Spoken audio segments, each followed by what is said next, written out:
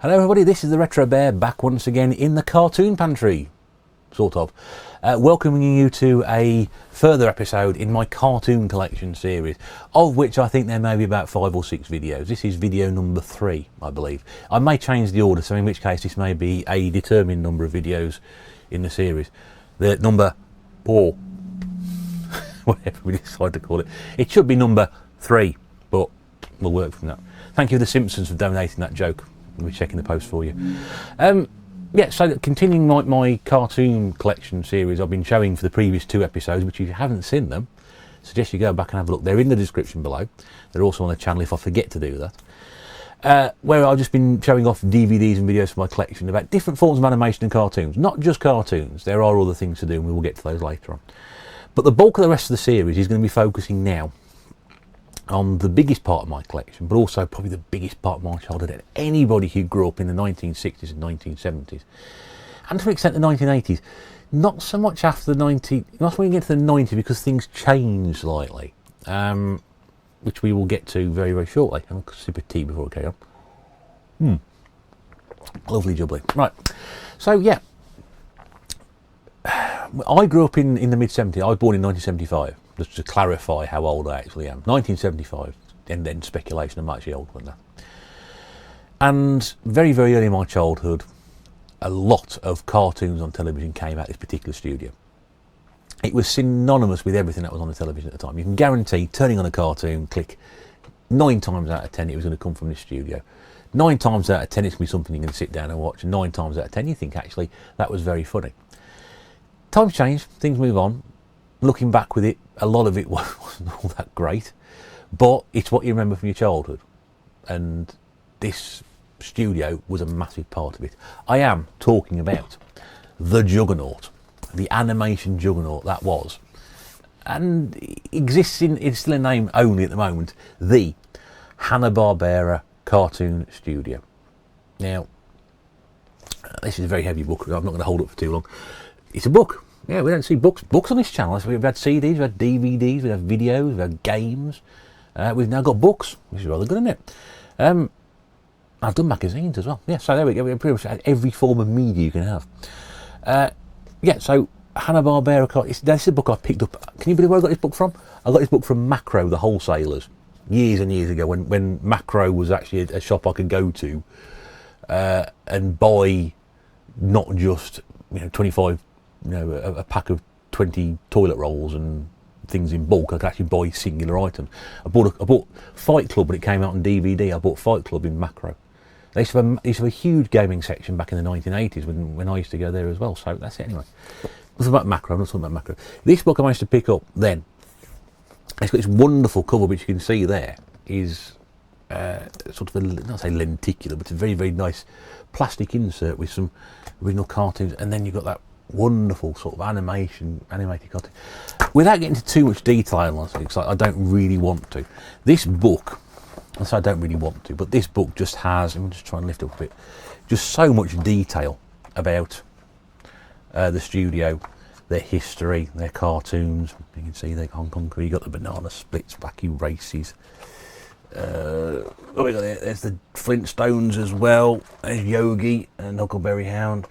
And all that. It just covers their entire time right the way through until the studio was purchased. It was amalgamated into the Turner family, Turner Home Entertainment family, back in the early 1990s. But this covers everything from their time with Tom and Jerry when they first started out, well, when they hit the big time really on their own, right the way through the cartoon studios and up to the current day. It even mentions I think it mentions the Scooby-Doo films in here. I think there's some mention for it. Yeah, and there's even like a definitive list of 6 or 7 of their big series, complete episode listings, and also as well, I should mention in here, there's some limited edition photographs of, you can see that in the top, well I'm just looking there, picture of George Jetson and Jane Jetson, of lithographs, or limited edition cells, that's it, which exist from the Hanna-Barbera collection, and they're all numbered in here as well. So if you are collecting cells, and that's an expensive subject, probably hobby to do, that's it. This book at the time cost me about £6. This book over the years has gone anywhere between £50 and £200. I've seen it for sale for. So I think at the moment, if you went onto Amazon, you'll be looking at 50 quid. It has been more expensive than that in the past, but it's a lovely book, it really is. And this is the studio I'm talking about, Hanna-Barbera. Hanna-Barbera, which we talked about in video number 1, were the originators of Tom and Jerry, cartoon cat and mouse. When MGM and all the film studios basically in Hollywood were faced with the prospect of television catching them up and taking their audience away in the 1950s, they realised it was much cheaper to reissue old cartoons, old Tom and Jerry's and Mickey Mouse's and Bugs Bunny's and what have you, whatever field video were, than actually to create brand new ones, because a new 5-minute short back in the day I think cost you a huge amount of money, and it just wasn't cost effective to do so. It was cheaper to put the old ones back in the cinema, and pretty much by 1957, apart from Warner Brothers, most film studios have moved on from the shorts. Hanna-Barbera were working for MGM, they got made redundant, and they really didn't know what to do. They did some work for advertising, they created some TV animation for advertisers, and then they went into out on their own, and they took as many of their old staff as they could possibly do so and took them with them to create the Hanna-Barbera studios. And they sold a program called Rough and Ready, which when you look back in there, it's horrible to look at, it really is. But they sold it as a very, very short program, and it was a massive success, and it springboarded them to where they are. They used a process. Now, if you look at the theatrical shorts, the Tom and Jerry's of the 1940s, Warner Brothers, Disney, whatever, there's a very fluid animation. Every frame is accounted for. Unfortunately, in television, they just simply couldn't afford to do that. You couldn't go and do a Tom and Jerry theatrical cartoon and put it on television. You just haven't got that time. They had to come up with a new process. The process came up with something called limited animation. Okay, now limited animation is exactly what it is. You'd have a character standing on screen and you'd move the mouth, and that would be it. That would be the animation you would do. They might move the head, they might move the eyes, but that would be it.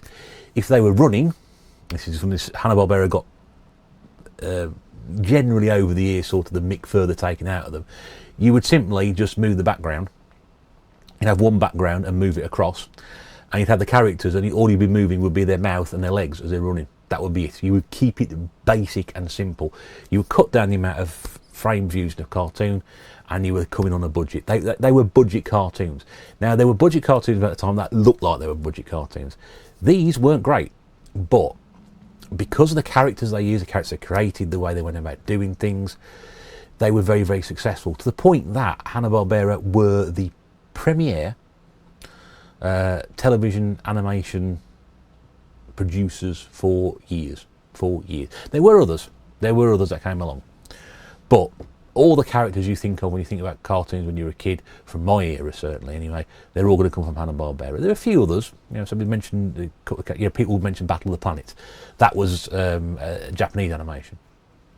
People will probably talk about Star Trek or Tarzan. These were from Filmation, which was a slightly different studio. He-Man came from Filmation, for example, a little bit later. There weren't many other people doing cartoons for television. Hanna-Barbera had pretty much got the monopoly locked down on that. The problem was they hit in a very successful format. In the 1960s, when they first started, it was cartoon animals. We mentioned Rough and Ready. Rough and Ready were a cat and a dog.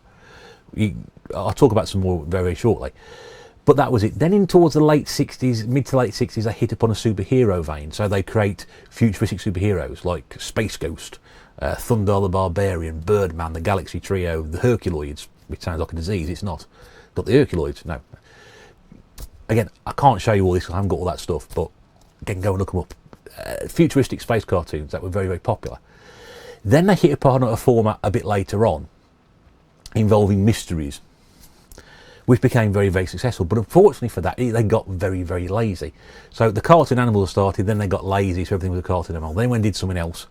Then they went and did this whole mystery based around mysteries, which dominated their entire output of the 1970s, rather badly as well, because a lot of stuff was terrible. They resurrected a lot of old stuff from the 60s that worked really well. They brought it back in different formats. It just didn't work.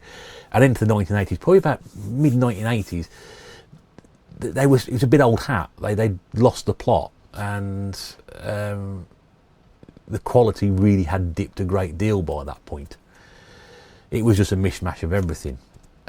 So by the time we got to the 1990s, Hanna-Barbera still exists, but they're not producing output for television. The entire then studio is sold lock, stock and barrel, I think, to Turner Home Entertainment, who produced Cartoon Network. They put that on television in America, on cable, rerun all the old cartoons, and it's a massive success. That ends up over here on cable and satellite television. Cartoon Network exists today in name only. It's not the same as it was before. I know they created Boomerang at one point because Cartoon Network began showing newer cartoons. They had the What a Cartoon series, Dexter's Laboratory and the Powerpuff Girls, which came along in the mid to late 1990s. All the old cartoons got moved onto another channel called Boomerang, which again now just seems to rerun the entire new Tom and Jerry, Scooby-Doo, Looney Tunes episodes. No classic cartoon content whatsoever on those channels now.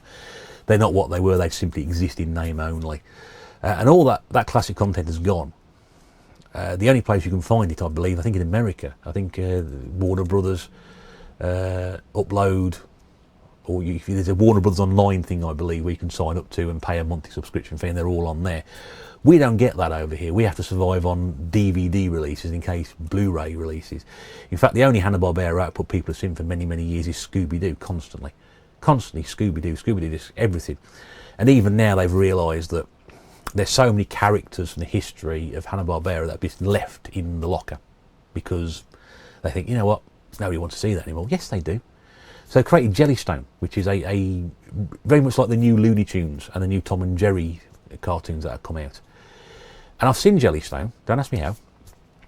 And it is what it is. It's a reimagining. It's taking all these old characters and putting them into a completely different scenario. And I think, to be honest with you, I think it works. I think if you look at it as a brand new cartoon, which is what they've done, they've taken all the old characters that we knew as kids and they brought them up to date. Now, they're targeting a younger audience. They're not targeting us old people who will sit there and say, well, that's not Yogi Bear, that's not Jabberjaw, that's not, Captain Caveman. They're all in it, by the way. But they're not targeting us. We're there to watch it with the kids. The kids will watch it. And again, it's done by a gentleman, I can't remember, CJ, can't remember his name now. But he's worked on more modern animation, like a program called Chowder, I think, which is probably the one he's well known for. He's done in that sort of style animation. There's some very, very funny scripts for it. And some of the voice acting is quite close to the characters. Some of it isn't. If you've ever seen, we'll talk about upcoming Top Cat. If you've ever seen Top Cat, the Top Cat and his gang are in this one, but they're slightly different. It's a slightly different Top Cat than what you used to before. But they're not looking to drag me in to watch it. They're looking to drag children and kids in to watch it. And generally the reaction has been pretty favourable. So I maybe be another run of those to come. I'm pretty sure it's coming on the Cartoon Network at some point. That's where it's going to end up, I think, over here. But yeah, so they're reimagining that for a new generation because they've just been churning out constant Scooby-Doo updates for the last 20 years. They tend to get focused on three things, very obsessed on Scooby-Doo, the Flintstones, and occasionally the Jetsons. Everything else has gone. There's no, so there's no existence for other programs, and that's just wrong. They've now tried to make amends for that. Perhaps they're making far too much money off Scooby-Doo. I don't know. Just to show you that, obviously, William Hanna was one of them. I managed to pick this up years ago off eBay as well, and this is Joe Barbera's autobiography. From Flatbush to Bedrock in under a century. And it's telling his complete life story and some fascinating stuff in it. If you are a fan of Hanna-Barbera cartoons and want to know how things came about, talking about his original days of selling the original products and then selling the Yogi Bear stuff to the networks, and how Scooby-Doo and Hanna-Barbera moved lock, stock and barrel from one network to another in the mid-1970s. It's all in here. It's a really good book. Again, I got this actually dirt cheap. I'm not sure if it's worth any money or not anymore. I don't know. I got it dirt cheap off eBay. But it's just a brilliant read. Really, really good. I've read it about 3 or 4 times. I'll probably read it again now. But yeah, just absolutely brilliant. If you love that sort of stuff, it's worthwhile getting. So I love to read up on things, and people ask me where I get my knowledge from. That's where it comes from, reading books like that, autobiographies. Very, very useful source. The big book I showed you at the start, probably it's written from a Hanna-Barbera point of view, so there's not so much critical stuff in there, whereas they tell a story in there about when they lost their jobs at MGM, they were asked to go to Columbia Pictures, and I will get to the we'll get to the cartoon in a second. Sorry, they go to Columbia Pictures to produce a series of cartoons for them. So they go with the pencil test, which is, again, those you know, animation. Before they get to the colouring and inking stage, they will draw the pencil sketch of how things go, then they will animate that, and then they will run it as a test reel. If you've ever seen Snow White and the Seven Dwarfs, one of the most famous pieces of footage to come out of that film, which didn't make it into the final cut, was the soup eating scene, and that's done in complete pencil test, and that exists as an animated piece now in pencil. That's what I'm talking about. The gentleman who owned Columbia Pictures at the time was somebody called Harry Cohn, who was not a very nice man. It's well known in Hollywood circles that when he died, so many people went to his funeral just to make sure he was dead. And that's not my, I think it was one of George Burns' books. He was not a nice man. So they took this pencil test with them, and for a screening at Columbia Studios, they sat down to watch it. Mr. Cohn walked in with his delegates. He sat there for about 2 minutes. He whispered across to his colleague and then walked out again. And when they went and asked this colleague what he'd said, Mr. Cohn said, "Get rid of him." So yeah, there we go. Not a very nice man.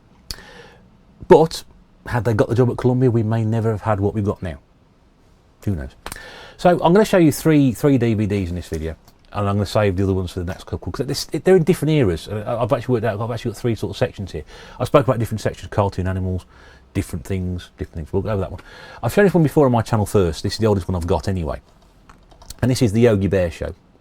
Now this has all 33 episodes across 2 series, I think it was. You've got Yogi there, you've got Snagglepuss, who was also, you've got Yogi Bear, you've got Ranger Smith, you've got Boo Boo. They've all got their own cartoon. Snagglepuss has got his own cartoon. There's Yaki Doodle down there as well, who's also got their own cartoon. So there's 33 episodes, 3 cartoons per episode as such. Now, these aren't the original TV broadcasts. We're slightly disappointed because you'd have the Yogi Bear Show titles and the end sequences on there, but they're missing from this. All you're just simply getting is whatever the chapter is, whatever show it is, you're getting the 3 cartoons thrown into it. It's not great. You can hear that as well. I bought this off eBay. It's got a broken case with it, so I'm not going to show you the discs on the inside. But Yogi Bear was interesting because Yogi started life actually as a cartoon in the Huckleberry Hound Show. The big success for Hanna-Barbera right at the very start wasn't just Rough and Ready, but the Huckleberry Hound Show. That ran probably, I think, for 2 series, I think it was. And again, 3 cartoon formats. So Huckleberry Hound was the start of the show. He had his first cartoon. Then Yogi would have his cartoon come on. And then you'd have Pixie and Dixie and Mr. Jinx, which was 2 mice and a cat living in the same house. Yogi was a massive start. So Yogi actually came out of that show and then got his own show, again with 2 sort of... This was the Hanna-Barbera trait. Half an hour to fill. We need 3 7-minute cartoons per show. Top and tail with credits, space for commercials. Done. And that's how they did it. And that was their formula. That was formula for years. So alongside other stuff which I'm going to show you, this was what they do, and they would run everything based on this. Magilla Gorilla was exactly the same. Every single half hour was 3 different characters per half an hour, 1 cartoon per character, and that's how it worked. And they kept that format for a number of years. Not too difficult to find this one. You could probably about 7 or 8 quid off Amazon, brand new for that one. Not difficult to pick up at all. And they did that. So they did that right the way through the 60s. Then I think late before they started doing the superhero stuff, that sort of died out. So they stopped doing the half an hour 3 cartoons for animals. The animals get phased out by the 1960s because right at the very beginning, somebody came up with this wonderful idea at a television network saying, "Hey, how about doing an animated sitcom? How are we going to do that?" Well, what they did was they recycled 157 episodes of George Burns and Gracie Allen's radio shows, how one critic described it, and they just took the format which had been on the radio for years of a domesticated situation, and based an entire series around that. But they set it in the Stone Age rather than set it in modern day. They went right back to the Stone Age. So what you have to do here is you have to create an entire series based around a premise, the characters, and you have to write a script for it as well. And the script has to be cartoon funny. You can't animate something and then say, right, write me a script around that. It just wouldn't work. You have to base the script, the dialogue, and then you animate based around that. And you can imagine that this series, like I say, ran for 6 years. The first, for about 6 years it ran for nearly 160 episodes.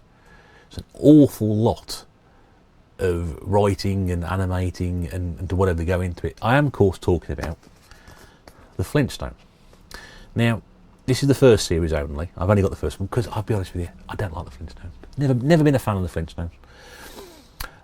Interesting, it's PG as well. Flintstones is PG. I'm not quite sure how it became PG. I'll be interested to find that out. But yeah, so it's all. How many episodes in this series? 28 episodes. 28 episodes of the Flintstones, the first series, and it's simple. It features Fred and Wilma Flintstone, who live next door to Betty and Barney Rubble, and Fred and Barney work at the same place. The two wives are very, very good friends, and that's it. You just write a premise around that, and you interact with characters, and you create a complete world around it, and there you go. Bob's your uncle. 6 series of. Later on, Wilma gets pregnant as a first for an animated sitcom.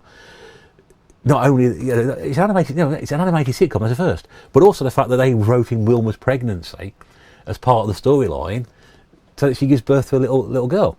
It's unbelievable. And then it goes wrong about series 5 or 6, where for some reason they decide to think, you know what, we've had 4 really good years of this, but I'll tell you what we're going to do, we're going to completely kill it. We're going to introduce a space alien who comes back in time. What? Yes, so that's it. I don't like the Flintstones because for me at the time when I'm growing up, it's not a cartoon. I want to watch cartoon animals. I don't want to watch cartoon families. I think if I went back and watched a bit more of this now, I'd probably appreciate it far, far more than I did when I was a kid. But usually when the Flintstones came on, it's like, oh, is there anything else on? That was it. Of course, the Flintstones was a massive juggernaut after this. They brought it back in the 70s. Initially as the Pebbles and Bam Bam show, which was the children that Wilma and Betty gave birth to. Then had the Flintstones comedy show. Then you had the Flintstones comedy hour. Then you had the all-new Fred and Barney show. Then you had the Flintstones Kids. And they just milked the Flintstones for all they were bloody worth right the way through the 70s and 80s. Then you had the film in the 1990s, which I think did well at the box office, but was generally a critical flop. And they've pretty much left it alone and for a long time. I hope they do leave it alone, because it's not something I want to see coming back. There was, I believe, the gentleman who did Dexter's Laboratory, Jendi Tartovsky, I think his name is, or very close to it. He actually did a one-off episode of the Flintstones in a more modern styling, where Wilma and Fred go for marriage counselling. Wasn't bad, actually. I think it was him anyway, but it didn't lead to anything. And that's back where the Flintstone stories end. So it worked very well for 6 years. Then they resurrected it for pretty much the next. It worked from 1960 to 66. Then they resurrected it in 72 and didn't leave it alone for about 25 years.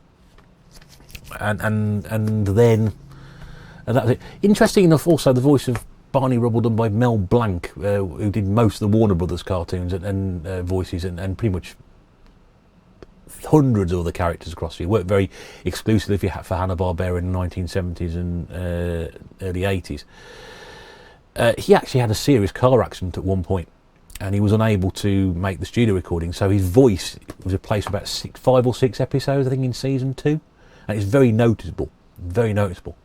But also, was interesting, was Mel Blanc was quite ill. He nearly lost his life in this car accident. He was banged up for quite a long time. He actually did manage to record his lines in hospital, in traction. They bring a microphone to me, record his lines, and that was it. He saw some very bad burns as well, from what I understand. So, yeah, fascinating. Go and, again, voice artists. Talk about Yogi Bear. Yogi Bear was Dawes Butler. Tremendous, talented voice actor. Mel Blanc for Barney Rubble. Just type those two names into YouTube. Fantastic range of documentaries and programmes about how they do the voices on those characters. Really, really good. But yeah, and again, I got this, I can't remember, years ago, I think because it was cheap.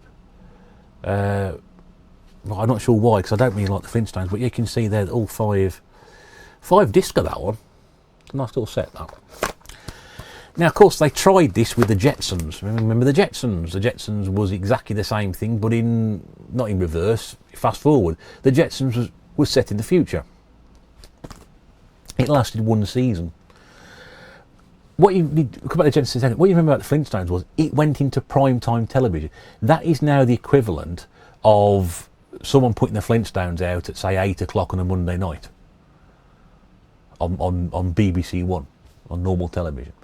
That went out in prime time slot on American TV in the early 1960s when it started. And quite a time, we got 7 o'clock in the evening when people were sitting down or had their tea, and they put the Flintstones on. That's what went out. Not in children's programming hour, it was part of the main schedule. It's hard to imagine you can think about doing anything like that nowadays. We do have things like The Simpsons. Yes, I understand The Simpsons goes into prime time television. In America, they have a block of animation on a Sunday night after the American football. Yes, I know. But it's hard to imagine over here in the UK us doing something like that now. It just wouldn't be possible. We'd stick it on late at night or out the way somewhere that nobody would see it. Now, I said they did the same with the Jetsons. The Jetsons were set in the future, but it didn't work. They lasted for one season. And I think the problem with the Jetsons was it just wasn't very funny. And then it only ran the one season, so they cancelled it. They did repeat the Jetsons then in the Saturday morning television slots in America, and it got more of a following through that, so much so that Hanna-Barbera resurrected the Jetsons in 87, I think it was, 85, 87, for brand new episodes of the Jetsons. But the Jetsons is one of those programs that got talked about an awful lot and is regarded as a Hanna-Barbera classic. That book I've got is full of it. The Jetsons, I mean. It's full of the Jetsons. I never liked the Jetsons. I didn't even like the Flintstones. But the Jetsons I just couldn't stand. And it's regarded as some sort of lost classic. Or, guess what, the Jetsons is coming back. Oh, fantastic. Nobody remembered it. And it's like, oh, really? Yeah, it's not that good, is it? No, it's terrible. So that was it. Now, the pitfalls of doing something like this is to write a very, very funny script for it. Okay? But it has to be a funny cartoon script. Because it's got to have cartoon gags in it. You can't write an episode or something without a 25-minute episode or 22-minute episode, whatever it was, without having cartoon style gags. You've got to do it. So when Hanna-Barbera approached to write another primetime sitcom after the failure of the Jetsons, they said, we'll come up with something different. They did come up with something different. And they tried to tap into a very, very popular show at the time, or hadn't been a popular show at the time, called The Phil Silvers Show. Now, some of you will know that more as Bilcoe, Sergeant Bilcoe. There was a film with Steve Martin in it years ago, which is terrible, nothing like it. Go and watch the original Bilcoe stuff. Bilcoe was always on the telly on BBC Two when I was a child, at various times, because it was an easy 25-minute filler. It was a black and white 1950s American sitcom starring Phil Silvers, very, very fast-talking, wisecracking comedian. And it was absolutely brilliant. It's really good. I've got a couple of DVD. I've got a DVD with the best of Bilcoe, and it's really, really funny. Bear in mind at the time that production values were so low, there was some really sort of shonky production values in that programme. The sets wobbled and things. It was really poor, but the writing was spot on. And they have a quick fire script like that. So Hanna-Barbera took that and they adapted it to a wisecracking cartoon character. So much so that even at one point, in fact through the entire series, one of the characters in this is voiced by somebody who was in Bilcoe and very much playing the same role. A gentleman called Maurice Gorsfield played exactly the same character in Bilcoe as he did in this particular programme. So the comparisons are already there. The main character's comparisons to Bilcoe are already there, although Phil Silvers was not involved.